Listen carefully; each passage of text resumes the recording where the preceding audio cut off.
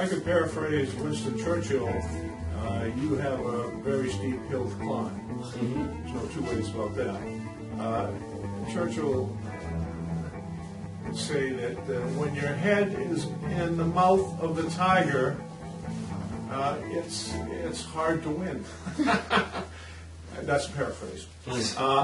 I would ask, given the tiger who's currently in the seat, what are some of your plans to point out the differences between the two of you? Yeah, so first of all, I'll say that starting our business from scratch and then building it to a multi-million-dollar operation, and now having the national ability to share my messages, whether through Forbes or the New York Times, is actually a really huge feat to have done in the last less than decade of my life. And that has come through honesty, integrity, and like a work ethic that I believe can get people anywhere.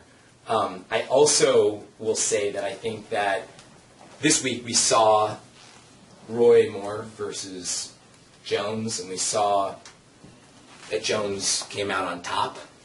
And I want to say that the reason for that, in my mind, is that the tide is turning, and I believe that tide is in our favor, and I think people are ready for change in ways that we have not seen in a long time. Potentially, you could say since 2008, you could say even longer.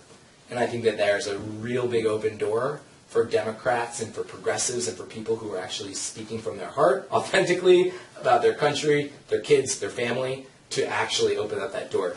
In terms of how to point out the differences, I think the easiest ones is just saying, I'm going to run a hopeful campaign.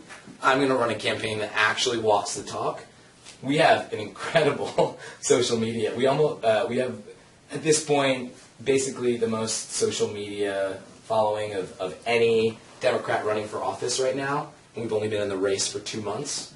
We also are, in terms of the way that people look at incumbency versus new, I think that we are going to continue to focus on that. But I think the most important thing is that we're just not influenced. We're starting from a place of purity. We're starting from a place of we are not taking money from corporations or the ultra wealthy by the nature that we're not, but the mere fact that we're not taking money from corporations or PACs. And there's a Washington Post study out recently that showed that Americans are catching on. That the biggest problem Americans see in their country is their government. And the reason that they cite, the number one reason they cite for the reason they don't trust their government is money in politics. And we are staying away from it. And we're the only candidate in this race who can say that. And we're going to stand proud and continue to do the right thing every day. Another thing we're doing, I could say a million things. Another thing we're doing is we're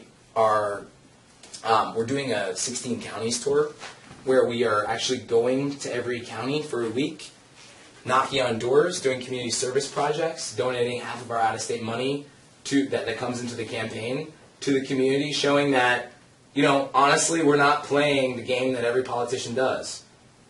Our schedule doesn't look like fundraising 80% of the time, talking with people 20% of the time. Our playbook is 100% of the time we're working with people, we're talking with people.